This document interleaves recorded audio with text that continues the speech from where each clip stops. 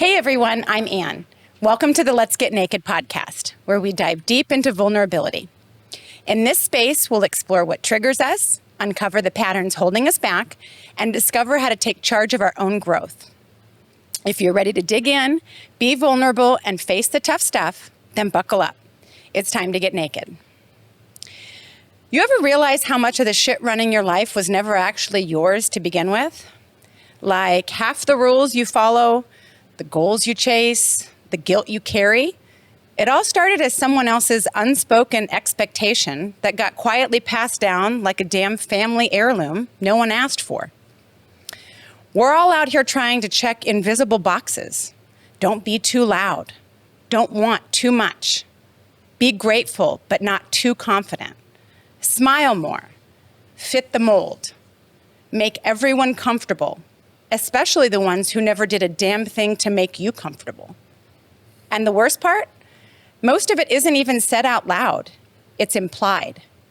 It's in the tone your mom used, the way your dad avoided feelings, the way society pats you on the back for being selfless while you're quietly dying inside. We inherit emotional debt like it's our birthright, and then wonder why we're exhausted, resentful, and unfulfilled. So today, we're calling bullshit on all of it. No more living under ghost contracts written by people who never asked what we wanted. No more performing the life that earns applause but drains your soul. If the expectations weren't spoken by you, chosen by you, or aligned with who you actually are, they're not yours to carry. Drop the damn weight. Today, I'm stripping it all off with one of my absolute favorite people on the planet, my sister-in-law, Kaitlyn. She doesn't need any other introduction besides that, and so we're not going to give her one. Welcome to the show, Kaitlyn. Thank you for having me back. Yeah, absolutely. So Kaitlyn did not know what our topic was going to be today, and I didn't either until just a few moments before coming down here. But as I was wondering how Kaitlyn keeps it all held together all the time, because I watch her dance backwards in high heels every time I'm around her, I thought, I wonder how much of what she does feels like the implied expectations that has been a topic of conversation in my head lately, or with my people. Because to me, I think as I've unpacked expectations a little bit, I've thought, who's saying who these expectations are, right? Like, we do all of these things, and I started doing a little inventory on my own life of all of these things that are expectations, but no one ever actually communicated those expectations to me. They're just implied what those expectations are. And so I thought, I wonder what Kaitlyn's take is on that, for kind of how you feel like what portions of your dancing backwards in high heels comes from expectations, or what part actually comes from feeding your soul. I'm sure there's a mix of all of that, right? Because for our listeners, Kaitlyn is a mom to probably the only 4 children on the planet that didn't come out of me that I like. That's a true story. For those that know me, I'm not a fan of children, mainly because I think you guys are doing a bang-up job out there. But Kaitlyn and my brother have done an excellent job with their 4 kids. And I have grown up, or I have, been front row to their childhoods. Now some of them are adults, which is crazy.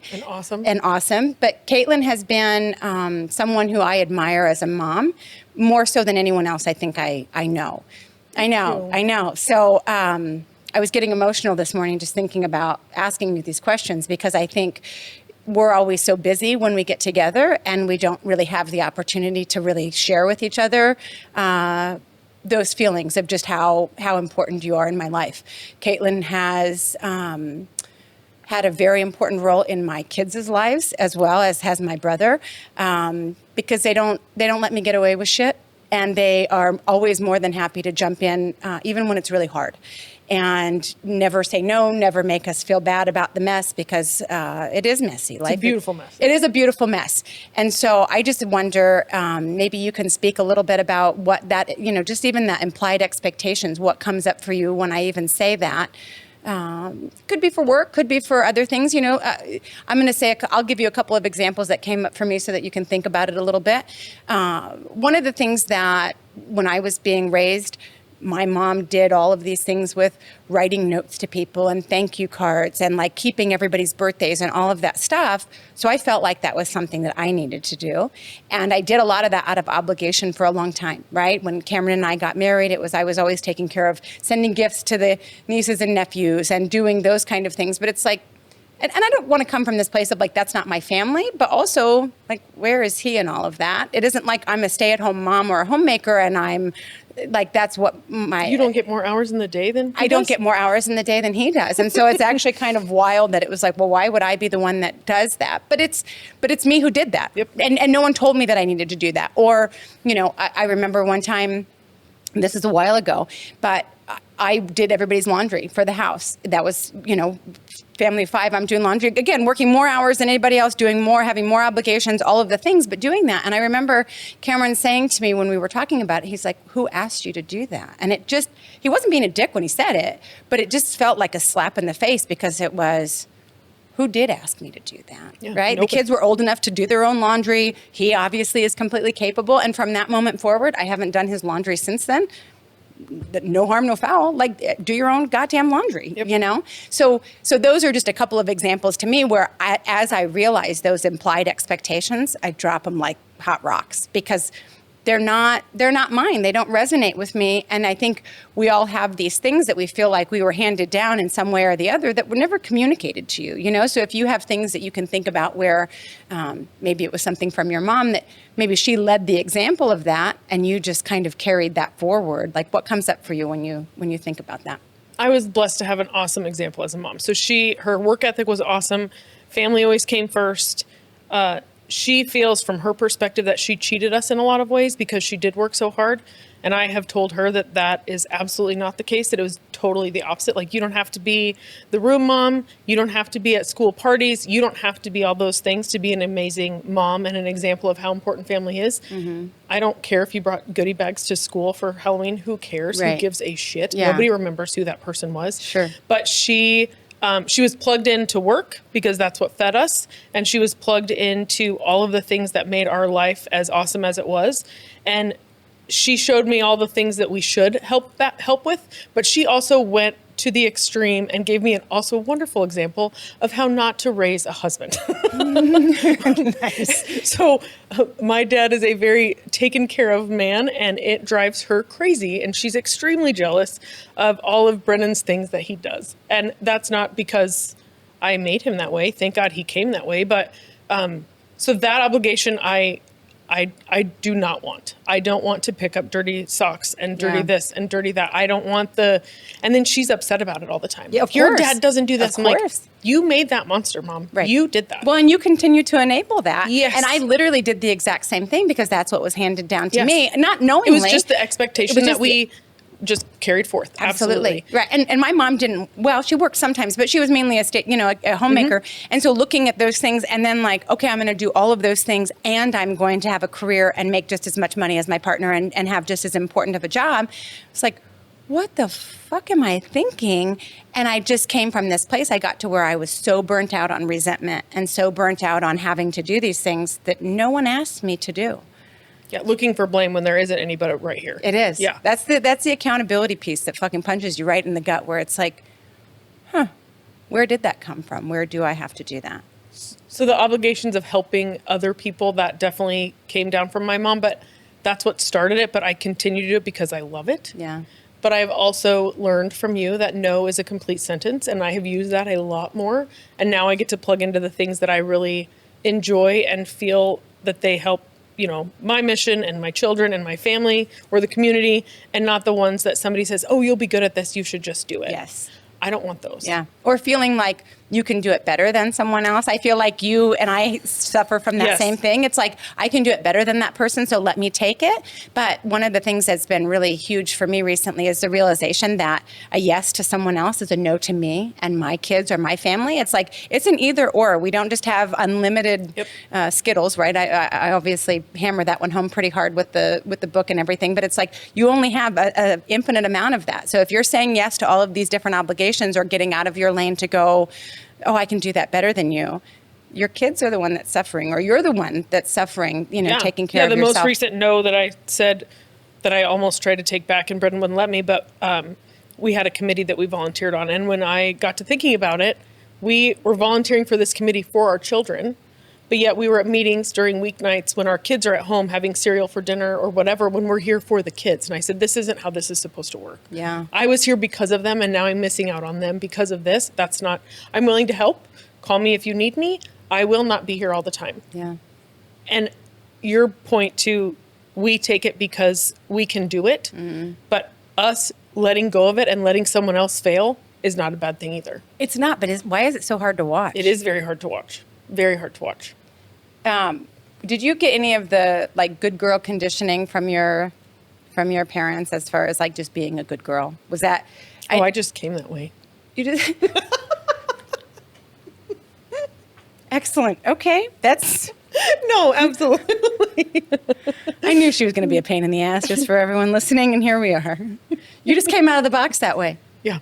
Do you feel like you had any of that conditioning associated with organized religion as far as what was okay to be and what wasn't?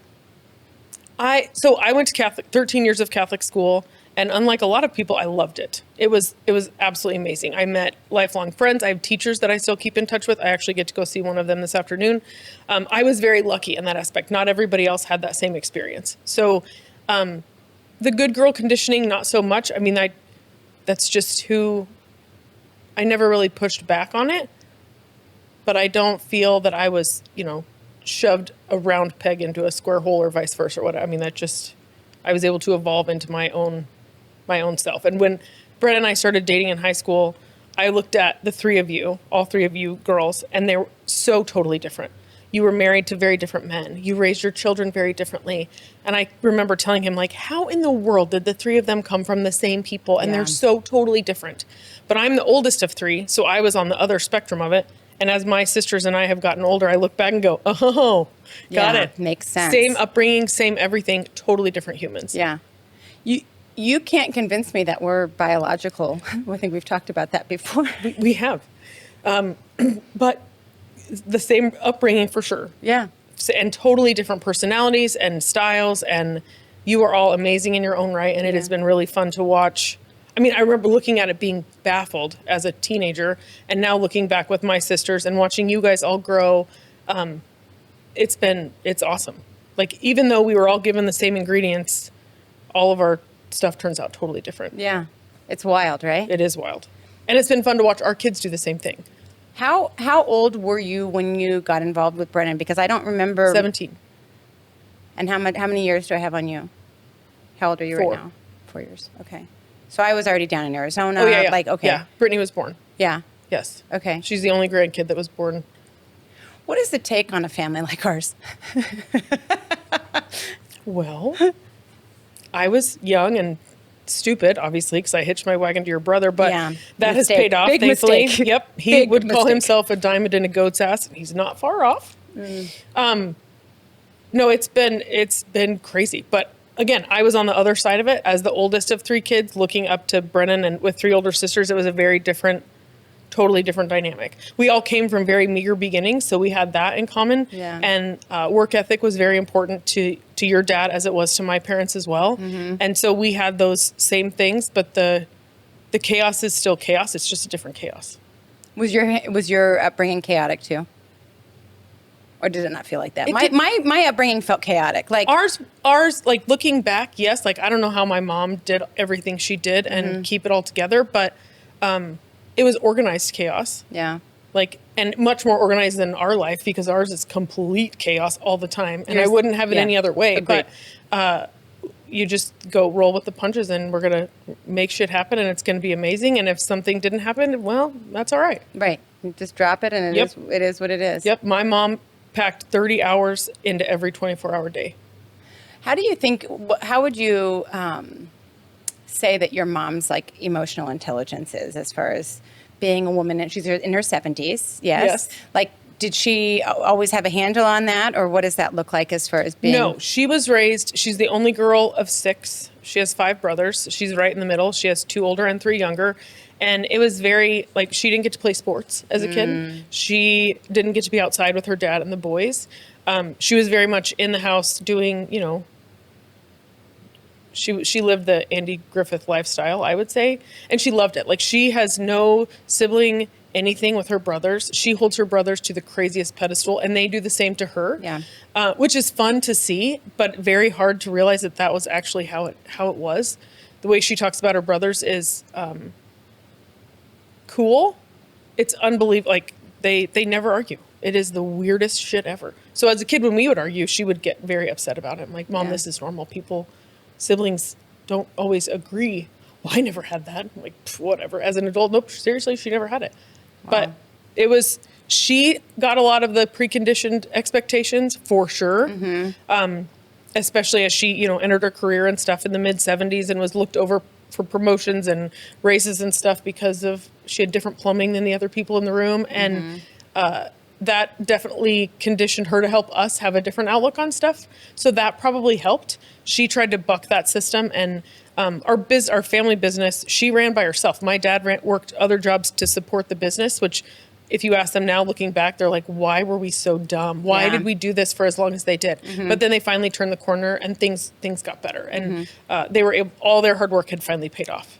And we weren't, you know, going to King Soopers at 6:30 on a Wednesday morning because it was double coupon day and we could, you know, get as much as we could because they were way too proud to ask anybody else for help and just grind until it worked. But it set the stage for us to all have a good work ethic and still have family as the center. Both my sisters have families, and we all work our buns off, but family is still at the center, which has been awesome. Yeah. Do you remember feeling like a certain type of way about that when, you know, I was telling somebody yesterday, I remember feeling embarrassed when I was younger for being as poor as we were. So we were lucky in that we had school uniforms. So there was no navy blue pants or navy blue pants. It didn't matter. Right. And a white polo was a white polo. So that didn't matter. The shoes were always a thing for me. I've always been a shoe person. I love shoes. And I love shoes. But obviously we didn't have a lot of money for shoes. So I would rather a hand-me-down pair of nice shoes than a shitty pair of like Payless shoes. And Brennan has talked about the same thing. It actually came up last night. We were talking about the people that we remember growing up that were either on assistance and didn't need it and kind of took advantage of the system, or the people who really needed it but were too proud to ask for help. Neither of that is the right thing. Right. But his thing was shoes too. He's like, he remembered a family that would work the system and they were on benefits from the government and they had a Nintendo and they had new shoes and they had all these things, and it really, really bothered him. So other than the shoes, I felt okay. There was a level playing field for all of that. And then as we got into high school, we worked hard enough that we had our own money to buy stuff. But my mom was extremely, they've always been the people like, well, somebody else needs it more than we do. Somebody else needs it more than we do. And that necessarily wasn't always the case growing up, but we always made it work. Yeah. But no, it was definitely, having a school uniform helped that immensely because we didn't have the same funds as everybody else. We never went on family vacations. We, you know, generic everything. It doesn't matter what it is. We're eating generic everything. But it also, it doesn't harden you, but it definitely opens your eyes to where people put their priorities. Yeah. And we still all turned out okay. So was it hard at times? Yes. Did they tell us that it was worth the grind to get to where we got? Yes. And they were right in that instance. Thank God. Yeah. Tell me what some of your favorite things are that you've passed on to your kids that you got from your parents. Are there things that were instilled in you that you think, yeah, I'm glad that was, maybe that was hard going through, but I'm glad that I had that. You know, I look at that, the work ethic for sure. Oh, that's the one that comes to mind for me too. Right. Yeah. No, work ethic for sure. And it's been nice. So the kids are now 20, 18, 14, and 11. So the 2 older ones are officially adults. adult light, actually. They would get pissed When I say that. They hate it when I say adult-ish. Yeah, that's a nice way to say it, though, yeah. adult light. But they have both been... They were lucky enough to actually work alongside my mom and dad in the family business. I haven't worked there for 18 years, but the girls were able to work there through high school, the two older ones. And the work ethic that they inherited and then that they were able to exhibit working for my mom and dad has served them both very, very well in adulthood, as Creighton especially. Elizabeth has a excellent work ethic, but she's not trying to work and go to school. And Creighton is going to school and working full time and doing a pretty amazing job. It's been really fun to watch that. Some of the other stuff, similar to the expectations, like, no, you don't always have to be perfect. And you, we raised you to be a lady. So if you could maybe not be as coarse as you are all the time, that'd be great, but don't change who you are for everybody else. Some of the other stuff is completely the opposite. And some of it's just fun. Like one of the things Brennan has decided to swing the pendulum the other way was and it comes to mind all the time. Like, what did you learn from your parents? Well, we're doing things differently than our parents did. Right. But your grandma made those crocheted snowflakes that were on everybody's tree. And Brennan always said that you would get in trouble when you guys would throw the snowflake. Well, our tradition now is that's the last ornament that goes on the tree, and we throw the snowflake. Everybody throws it. And wherever it lands, that's where it stays. Because, that was nobody, don't throw it, don't do this, don't do that. And Brennan's like, nope, we're all throwing it. Yeah. So now there's a tally of who won the snowflake last year, or who did whatever. But we don't have to it doesn't have to be the same. We're going to learn something from our parents either way, whether it's the same way or completely the opposite. They're amazing teachers, both directions. They are, and I think a lot of people don't realize that our kids are supposed to be our teachers, right? I think a lot of parents think that we're supposed to be the one teaching them, and I think that's a really ignorant place to come from, because my kids have been my biggest teachers. They have a totally different perspective on life, and it is so cool. Yeah.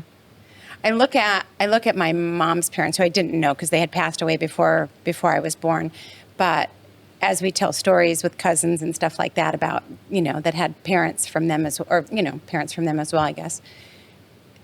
I don't know how fucked up they were, but it's probably pretty fucked up, right? Like what they were passing down as far as shame and guilt. And nothing against them, because they're just passing down what they were given as well. But I look at my mom and the amount of shame and guilt that woman carries around still to this day. Still to this day, over stuff that it's like, let it go. What are you doing? Yep. But how do you tell somebody to do that if they don't know the work to do to be able to even realize that wasn't the right thing to be handed, and that you don't have to carry around that invisible weight? Right? But it's fun to talk about our parents about that stuff too. Like, yes. Oh, I let it go. She talks to me about not being able to wear shorts. Like her dad wouldn't allow her to wear shorts because he didn't want your legs to be shown, and how that still fucks with her as a woman in her 70s. And I'm thinking,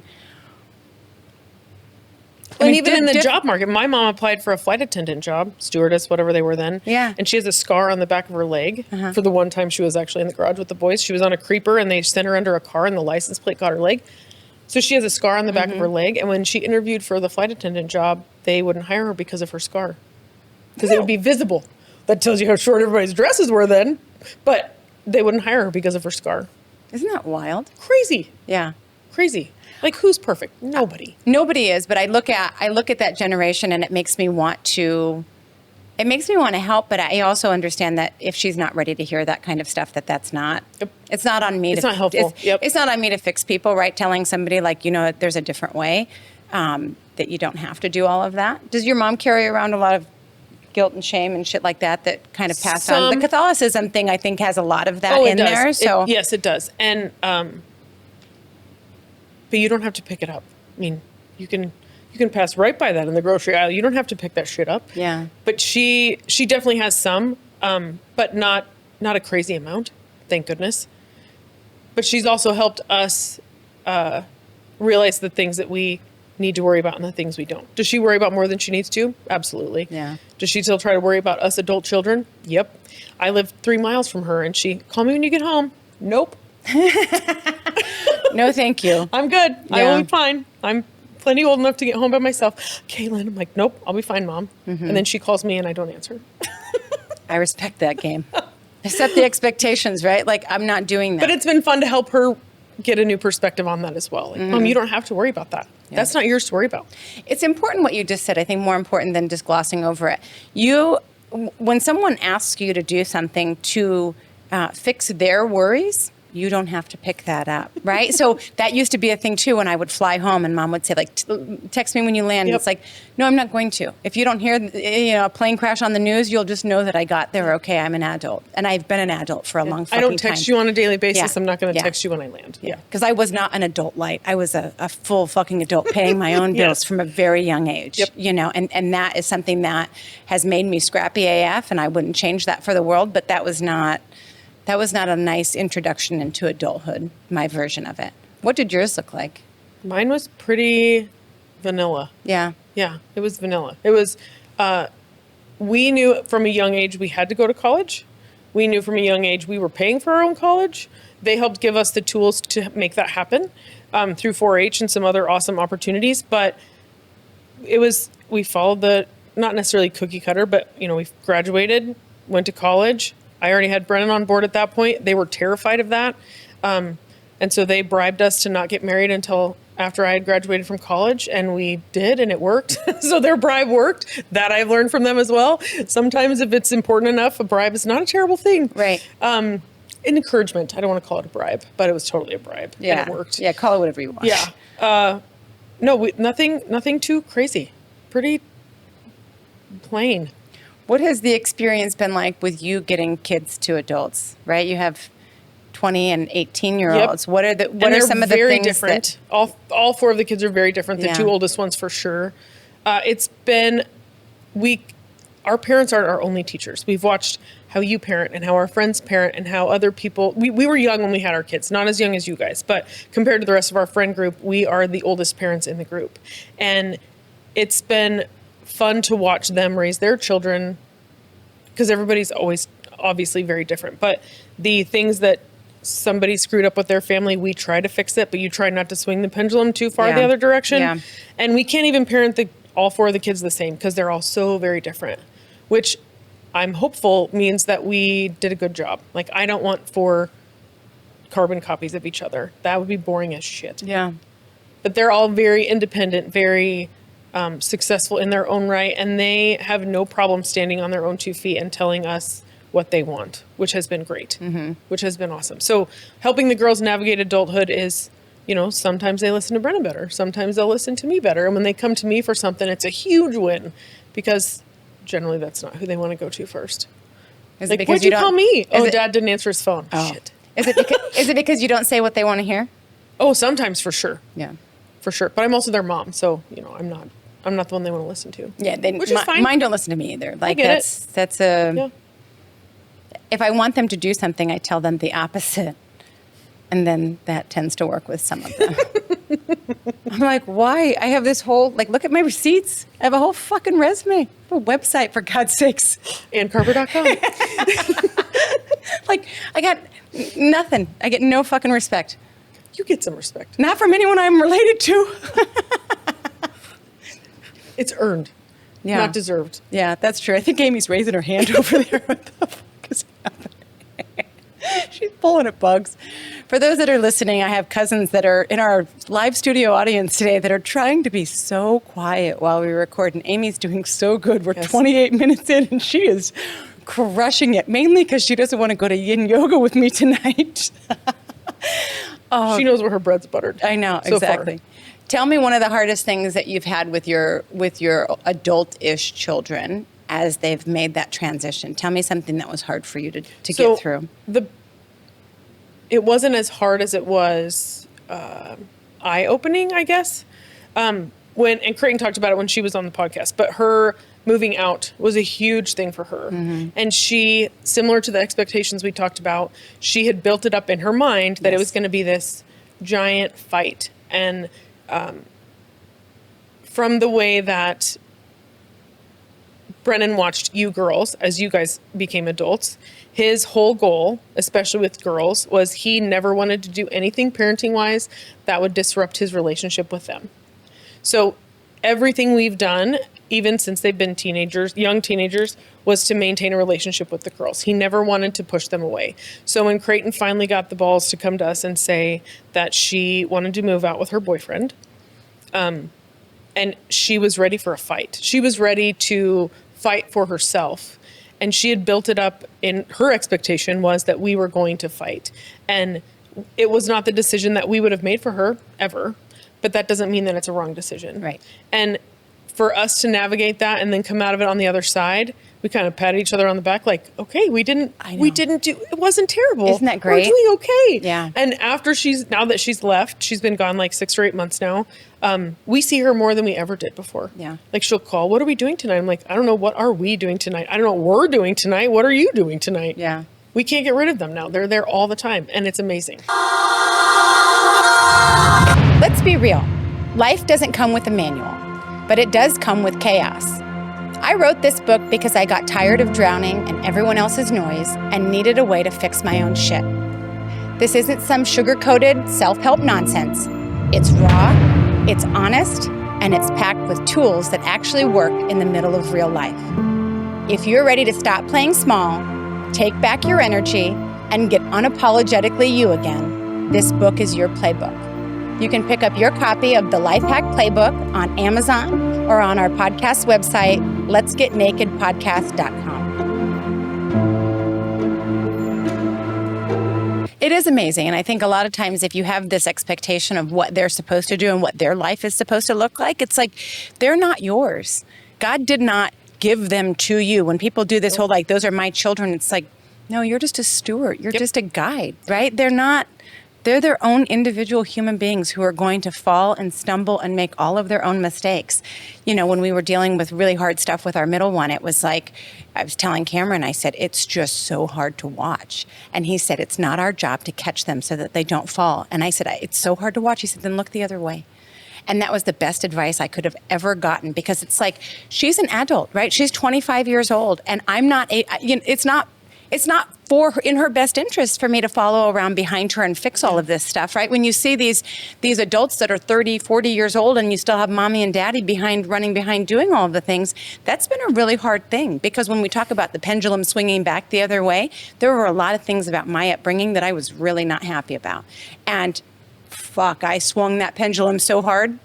Obviously not for the good, right? I've got a 29-year-old princess who is waiting for me to fucking hit the lottery so that she never has to go to work again. We all need skin knees. Right, exactly. As adults, we as all little need kids. skin knees. Right, Yep. and you talk about that, like what builds confidence?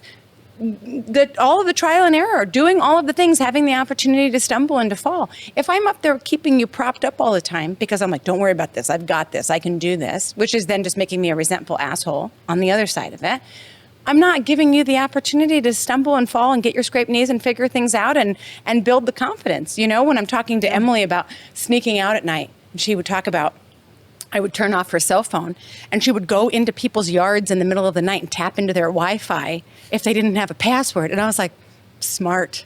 That was a move I would have pulled. Resourceful. I didn't have cell phones when I was younger, but it made me proud of her. She's like, I didn't know which way I was going because I didn't have service. And so she's out just wandering the fucking streets at night. I have, that one's fearless. And it makes me a little bit nervous, but that's okay. But when your comment about them not being ours, we had a pretty horrific family accident where I lost a cousin and an aunt, and that uncle was injured. He just passed away a few weeks ago, but I was in 6th grade, and on the inside of the funeral pamphlet for my 21-year-old cousin was the poem, and the first few lines were, I'll lend you for a little while a child of mine, God said, for you to love while you have them and mourn for when they're dead. And that has stuck with me because you're right, they're not ours. Mm-mm. But while they're ours, we try to do our damnedest to keep them, but we didn't keep them from running at the zoo and scraping their knee, but we're there to help them up when they fall. Yeah. And it's hard as an adult to realize, like, how far do we let them go before we give them a hand up? Mm-hmm. Creighton is a terrible housekeeper, and I'm not amazing either because my mom was a neat freak. That's the one expectation. I was swung the other way. Thank you. And so Creighton thankfully didn't swing back that direction, but she was like, Mom, my house is a mess. And I was going to pick her up for something. And I said, if you don't want me to come in, that's cool. I'll just drive around. She's like, really? I'm like, yeah, I don't need, if you don't want me in there, I'm cool. Yeah. I'll drive around. I'll wait for you. And then she came down. She's like, and then the next week they invited us over for cards. They'd clean the house. She's like, what do you think? I'm like, this is great. I love it. No, it's watching them navigate adulthood has been awesome. It's fun, right? Yes. Yeah. It's not always easy. No, it's not, but to me, I'm getting better at it. I'm the more that I learn about myself, the more that I learn about would I be okay with my mom being up in my ass like I try to be with, oh, let me help, let me fix whatever. And so I actually had a talk with both of the girls recently where I just kind of told both of them, I'm going to take a step down energetically and all of the things and let you girls big dog your own shit for, from going forward. And it's funny because when I told that to Brittany, she said, I've been waiting for this conversation and I accept. And I thought, God, why did I wait till she was 29? Yeah. You're like, God damn it. Exactly. Why didn't you break up with me? Exactly. You could have told me, but no, I'm having to break up with people now. And it's awesome, right? And the fact that Wiley is my youngest and he's a boy, so I just have a different comfort level than I did with the girls, totally different relationship with him. Obviously, I'm in a completely different place. But I feel like I'm at this place where I have 3 adult children that aren't on the tit anymore. I mean, obviously Wiley is, he's 18. We're helping him with, living expenses in college and shit like that. But the girls, no, like, that feels really excellent because it was my fault that I did it the way that I did. And I don't have anyone else to blame besides myself. But I remember moving out of my parents' house when I was 16 and I paid for my own braces. I paid for my own whatever. They didn't pay for anything. I remember flying back to Arizona. I'm gonna try not to get emotional saying this. My dad gave me $40 at the airport and that was a big deal. Like, that was a big deal for my dad to put money in my hand as he was saying goodbye to me and dropping me off. And I had Brittany, a little fucking baby, right? I'm 19 years old flying with a fucking 6-week-old baby. My dad gives me $40 and I just thought, which was a lot for him too. So it was a big deal, right? Like, it was a really big deal. They didn't have money. That wasn't a whole thing. And so being able to understand that now and realize that and just respect, because they have always worked really hard, right? And there is the things that they have instilled in me. Good news, bad news, right? I got the good stuff and the bad stuff. Yep, it all comes together. It all comes together. It's a package deal, and then you have to kind of figure out whatever that looks like. But I think being able to, if you can watch your children become adults and not wonder who you are without them, it's like, no, figure out who you are. If you don't know. This has been the most fun project for me, to be at my house where I don't have children anymore. Wiley's going to come home for a couple months for his holiday break or whatever, and I'm like, no, we'll see. I mean, it's fine. I'm so excited, Wiley, if you're listening. He doesn't listen. Listen, if you're my family or friends, you don't listen. You get the live version of me. You don't have to fucking listen to this shit. For some reason, other people do want to listen, which is wild. But no, it's fun to figure out who you are. I feel like I've been given another crack at it. Absolutely. And as parents, we get to adjust. That's been something hard for Brennan.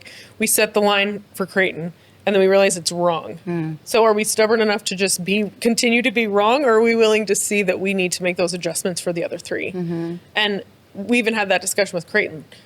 We know we weren't amazing. You were the first pancake. Yeah, everybody gets a little burned. Pancake gets burnt. We're going to make some adjustments with your siblings. And is it for the better? Is it not? It's been totally different. When the girls were small, Brennan was still farming and working a full-time job, and he was gone a lot. Yeah. We didn't see him a lot. And so this last month, Adeline, our youngest, had her first homecoming in high school, and Brennan went all out to make it the best day possible for her. And we had her friends over to get ready. He made them a charcuterie board of snacks. He doesn't even know how to pronounce charcuterie. He bought everything he bought everything he wanted on it. He even bought them milk chocolate pumpkin spice Hershey bars. Is that the charcuterie board you sent me a picture of? Yes. It had gummy worms on it. Oh, that's like a hillbilly charcuterie board. It was all Brennan for the girls as they got ready. And then he got them sparkling cider in long stem glasses and served it to them while they were getting their hair done. And the older girls were there to help with hair and makeup for the girls who were getting ready. And I told them, I said, I'm sorry we never did this with you guys. Yeah. And they said, Mom, we were too busy to do this because we had softball every Saturday or we had something else. We always had a reason. She said, but we still get to watch this. We get to be a part of this for Adeline. Yeah. We don't regret any of that, which is nice to hear, because you're like, well, we did this for Adeline. Neither of you got that treatment. They were like, we were here. We got to witness it. That was nice to know that we can make those adjustments without the older one saying, well, F you, why didn't we get X, Y, or Z? Well, I get the older one that says, F you, why didn't we get X, Y, Z? So if you could have your girls talk to my girls, that would be excellent. Because Brittany does the whole, you were a way better parent to Wiley than you were to me. I was like, I was fucking 19. Yeah. I was 19 years old. The fact that they let me bring you home from the hospital, I still smoked in the house. In the fucking house. Get your head around that. We would have friends over drinking and whatever, and then here's this little baby in a carrier. Everyone's fucking smoking in the house, playing cards, drinking. Are you wild? Yeah, I was a better parent to Wiley. You're absolutely right. We all are. I'm an adult now. we parent our parents better too. Oh, God. I mean, we're trying to right all those wrongs as well. Yeah. You're like in the sandwich generation where we have the young, the kids Yep. and still the parents for stuff. Lots of medical stuff on both sides. Super fun. You dance backwards well. What do you do? What do you do to take care of yourself? This is just a personal question, not for anyone at home. I'm curious because I don't see you rest very often, and so I'm just curious what I started reading again, which Amy tried to keep me from doing she said, "You're really going to try to read?" I said, "Yes, I am." She said, "Try to ignore me." I'm like, game on. Oh, God. Just for everyone that's listening, wondering who this Amy is, she's been on before, and she's going to come on tomorrow. We're going to record another episode while they're in town so that we can have her hilarious stories. She felt like she had to hold back on the first episode that she recorded, but she's going to fucking let her rip tomorrow. Can't wait. Amy's a good time. Amy is a good time. Do you She think is. she's always been like that? Yes. Yes. Do you think she put out a lot in high school? Yeah. No. She's making faces. Tell me what you were like in high school. You were a good girl, weren't you? I was boring. Oh, fuck, vanilla. I know. And that's okay. I loved it. I loved high school. It is. You're a lot of fun Hated now. college. You're a lot of fun I'm now. way more fun now. I know. Way more fun. Do you get along with your daughters in a way where you share stuff with them? Yes. Yeah. Yes. We had a conversation the other night, Sunday night, after dinner and cards at the table with both the older girls and both of their boyfriends. And it was a conversation that would have made my mom go into grand mal seizure, and she would have, and I was sitting there having a wonderful time. Yeah, we talk about everything in my house. Literally everything. Like, if somebody came in off the streets, they would probably be appalled.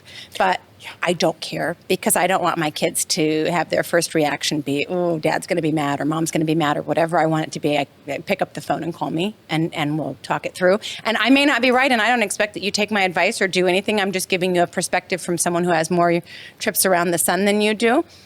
That's it, right? I'm going to support my kids no matter what that looks like. And watching them support each other is cool too. It is. Like when Adeline has something wrong or she doesn't feel right about something, she doesn't have to come to me. Yeah. She can go to her sisters and know that she's in a safe place, and that makes me feel even better as a parent. That I raised one that's willing to share and one that's willing to listen. And if it raises to the point that one of us needs to be involved, we're involved. Yeah, I think that was something for me that I started from very early on, that it takes a village, and I knew I was not going to be able to be everything to everyone in that Nor way. should we. No, nor should we. But I think a lot of parents get that way where they're not comfortable with the kids having other resources for being able to do stuff. And it's like, I don't need someone to come talk to me, right? The girls especially always had uncles, aunties, Casey, all of the people. And it's like, you don't have to come tell me unless it's a safety issue. If you think it's a safety concern, that I need to know. And the kids know that as well.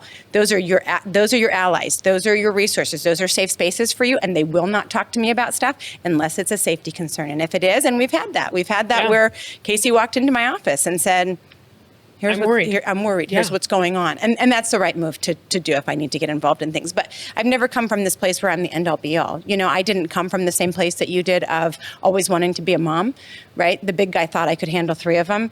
And they've been excellent teachers for me. And so I'm glad that we're at this point, but I'm also really glad that they're all 18, because I don't want to be a mom anymore. And I told them that, it's like, Mary Jane doesn't want to be called Mary Jane. I would love to be called Anne. If I never got called mom again, I would be fucking completely happy about it. Like, that's not for me a role that was comfortable or that I did well. Was it on your top 5? It wasn't on my top 5, and I don't mean that in a bad way. I gave it everything I had, but it was not in my. And you would never change it. I would never change it, right? So it's like people will listen and clutch their fucking imaginary pearls. Don't bother. It's not something that I'm sad that my kids hear. They know I did the fucking best that I could with what I had. I never had that, right? I had a lot of shit that happened when I was a kid that just had me not. I didn't want to take care of other people. This was not something that I wanted to do. So now being at this place where all of the kids are adults and they don't need me to wipe asses and pick noses. You've cared long enough. I have, right? Yes. Like that's literally what I feel like. Yep. And now I want to have a different spot at their table, right? I want to be that person that they can talk about anything with. Brittany is really testing that waters right now of like, what can I say that will, won't make you uncomfortable? I'm like, game on, right? Yeah. Challenge accepted. And they make me squirm a little bit. I'm not going to show them that, But, yes. Oof, God, you got to sit That's there. That's your just moment at the table, like, all's good, and your feet are like, like oh Amy over in the corner just. Yeah, right now she's just, can you feel buzzing. her? Can you feel her energy right now? It's really warm over She's here. literally fucking vibrating. It's so great. We're going to have to turn the camera around and just show everybody Amy. I've never had people sit and watch a podcast. When I started reading, and I can feel her in my peripheral, I was like, I'm not going to be able to make this through without fucking laughing. That's why I have to like just acknowledge her. How wonderful, though. It is. We are so lucky to have the group that we have. We totally Friends, are. family. Yeah. Obviously, it's what we make of it, but yeah, it's pretty great. I want to circle back for a second, because just even you saying that, the implied expectations, so that other people can get curious about what that looks like in their lives. And I encourage everyone to get curious about that, because for me, that's part of the limiting beliefs thing, and like taking those off and setting those down. If it doesn't resonate with you, where did I get that? Or don't figure out where you got that, but go ahead and just set that down, right? You don't have to carry that stuff around. When you made the reference about going through a grocery store aisle and like, you don't have to pick that up. That's a really beautiful analogy of taking a good look, a savage self-awareness inventory about what you have going on in your life. And if you're doing things that you're doing out of obligation or some implied expectation that no one's ever actually said to you, I look at these cages that we all put ourselves in, a lot of the young girls in the social medias, and it's like, well, you have to do this and you can't unfollow somebody. And I'm like, whose rules are those? Where did those come from? You do whatever the fuck you want. Like, yeah. Are Be you the best version of you. Be the best version of you. And Yeah. that's unapologetically. That's what we need to be teaching our young girls, not we're supposed to be trying to fit into the same size of this girl that's over here in the box.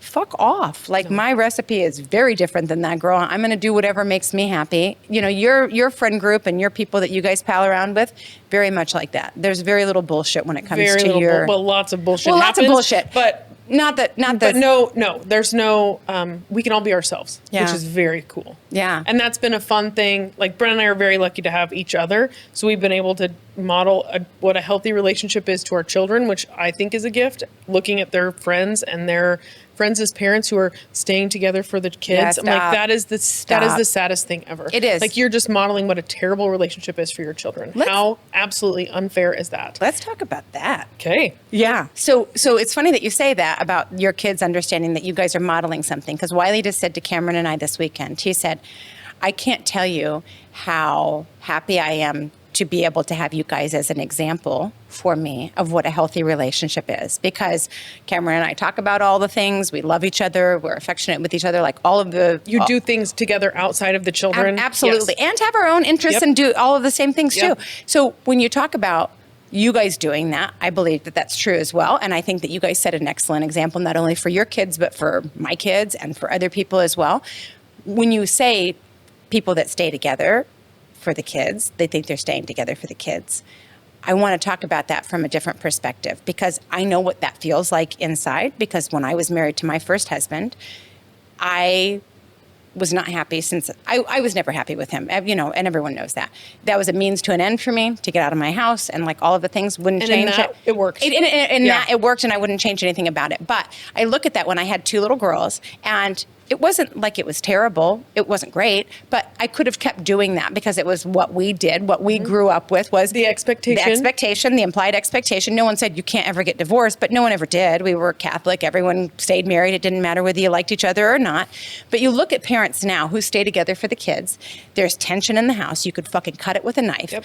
You're setting an example to your kids. You're modeling behavior to your children that they should settle for mediocrity, right?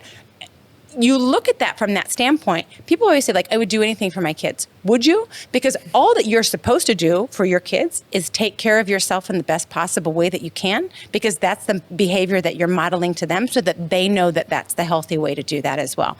Staying married to someone that you're not interested in, not in love with, and there's no going back from, not good to you, like all of the things. Here's a different thing of like going through hard times, right? Absolutely. Everybody That's understands also healthy. that. That's also healthy. Yes, for them to see. And being candid about Yes. that, right? I mean, Yep. I've talked about that as well. Like Cameron and I have not been smooth sailing this whole time, right? There's good times, there's bad times.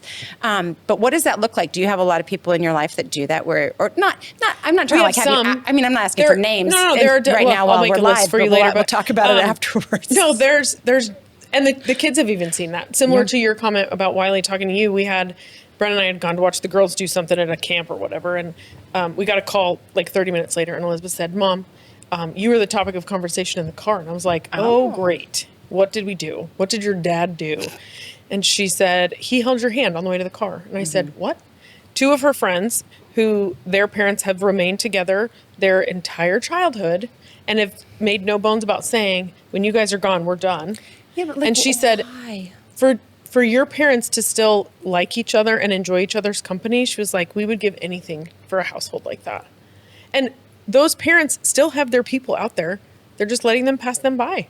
They're modeling terrible things for their children. And the same with your friends. Like, we have very genuine, amazing friends that I trust with our children implicitly. And if you don't have good examples of friends for your children either, that's another, I mean, they look up to everything we do. Yeah. Whether they like it or not. Mm-hmm.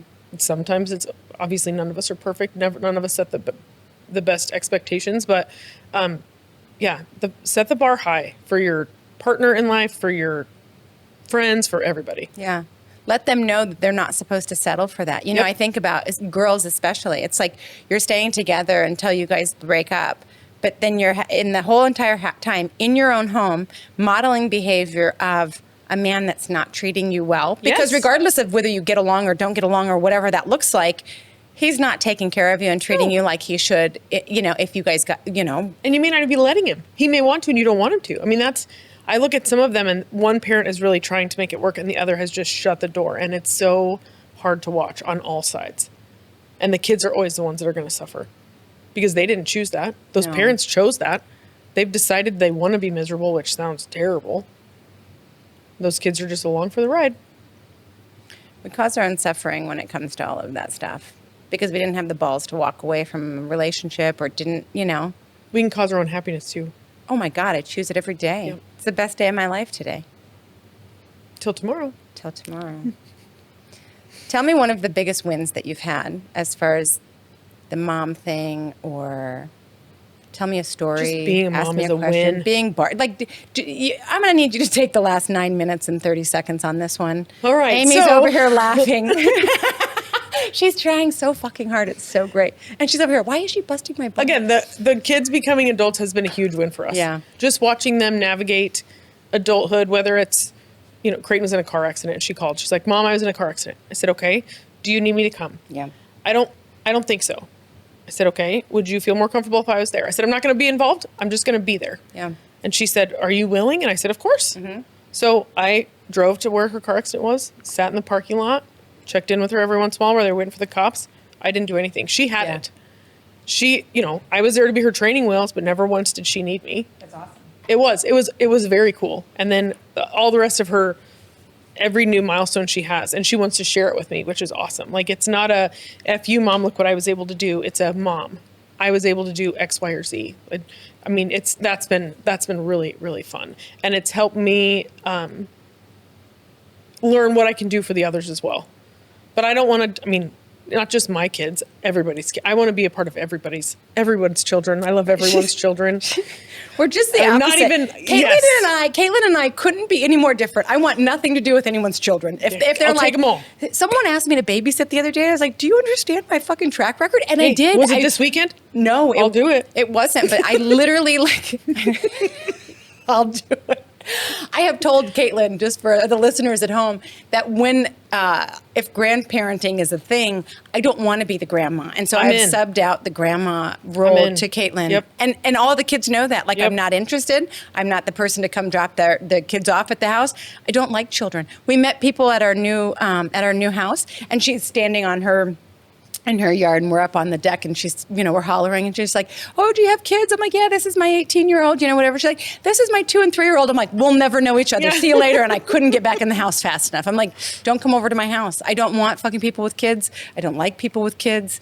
It's just tough. That's where I am. Yeah, no, I'll take them all. Yeah, Kaitlyn loves Doesn't mean all I love kids. them all. Doesn't mean I like them all. Like, if there's shitty children out there, that's definitely true. shitty children out there. I'm not taking everybody, but if you're a good kid, I'm in. Kaitlyn's an excellent mom, too. I remember, no, that's true. And don't make that face, because you actually are an excellent mom, because you're willing to do the hard thing. You're willing to come from a place of love when you do it. I remember you having the girls tie their legs together because they were fighting. Yes. Tie their legs together and make them walk up, you know, to the Quonset. Yep. Yeah, and had to come back. And I think maybe I should have done more of that with the girls. And I remember you pulling in the yard. I think you and Molly pulled in the yard. And Molly tells me afterwards, like, yeah, we saw them struggling, and then we saw they were tied together, and we were like, nope, she's got it. And we just went in the house. Like, I used a number one dad sock, tied those two girls together, and I think one of them drug the other one up. And by the time they got back to the house, They were laughing. they had no idea what they were fighting about to begin with, because one of them had a blister and one of them don't care. They're Doesn't fine. matter. Yeah. And now they spend their free time together of their own doing, which is awesome. Maybe do you think that would work with a 29 and a 25? Well, I'm willing to try it. I would just really, need a bigger sock. I'm going to need you to get more involved. I'm going to ask you to come in our lane, please. And Yep. it would be a big tragedy for them not to get along, and they continue to have problems. And I look at that and I think, I wish I would have the opportunity with my sister to be able to Nobody has history with you like a sibling. Yeah. Nobody. It's true. It's true. I try to convince all sorts of people of that, because it's like, I don't like them. I don't want to be around them. It's like, do you think I like Brennan? I do. I know. Weird. I love him. I know. A lot. You guys are weird. I know. But he's my brand of weird. Why? I don't know. He's fun, and he's funny, and he's caring, and he's stupid, and He is awesome. stupid. Yeah, he is really stupid. And he enjoys the chaos. Well, it's the chaos we've made together, but yeah. we're in it for the fun. What's your least favorite thing about Brennan? Can we talk about that, please? Amy just gave me a only mental have high 5 five. minutes left. Yeah, Amy would like to weigh in on this one, and she just gave me a mental high five for asking that question. I know. Like, biggest area for improvement for that yay-hole? He, because of your upbringing, mine being very similar, in the meager beginnings, he seems to always want more. Not more power, because he has plenty of that, just more. Yeah. And it's not worth it. It doesn't help. Like, at the end of the day, who cares? I know. It's wild, because I had that same thing up until a couple of years ago, where it was like, when people asked when will it be enough, the answer was always more. Yeah. And it isn't anymore, because I realized I sacrificed, and I think he does the same thing because of it. I was a workaholic, and I sacrificed my family. So when you talk about him being gone all the time, him missing out on things, the kids will never remember that you worked so many hours. They will remember that you weren't there. You weren't there. That you weren't absolutely. there. And he, especially when the older girls were smaller and he was still farming and working full time and doing all those things, I would never trade any of that, because we have memories farming that we would never have otherwise. And the girls have a ton of memories from that time that they wouldn't change either. But it's very, very different. And so when he stopped farming, rather than fill that void with something at home, he wants to work more hours. He wants to do whatever. And that's gotten a lot better. He's realized that he missed out. Yeah. And that those are days he doesn't get back. And, he will now not miss a game unless there's an absolute reason for him to miss it. He won't miss a game. He won't miss a play. He was always at parent-teacher conferences. He's now on the school board, which anybody who would have known Brennan even 7 or 8 years ago, knowing that he is an elected official, blows their mind, and you'd lose all your money that you'd ever earned, because I would have bet against him 100%. But he does a great job. But he's now realizing that all of that, having more doesn't necessarily have to mean money. Having more can be more time and more memories and more things that we can do as a family. Well, money equals freedom to him. That's what fucked me up too. And I had a really unhealthy, I still struggle with that, a really unhealthy relationship with money, because growing up that poor, that was my way out, right? And so that's why I always... He always has cash in his pocket. 100%. Every single time. I start getting the shakes if I don't have 4 quarters to rub together. In if I don't have cash in my purse, it's a problem. Nope. And he's the same way. Yeah. He's the same way. It's wild. Do you think he's evolving? Does he listen to the podcast? Yes, he does. He's working on reading the book. I know. Shut the front door. I had to write a book for these yay-holes. Same thing. It's the only way I'm going to get Cameron to read a fucking personal improvement book is to write it my goddamn self and then have him edit it. I'm like, hey, could you edit this?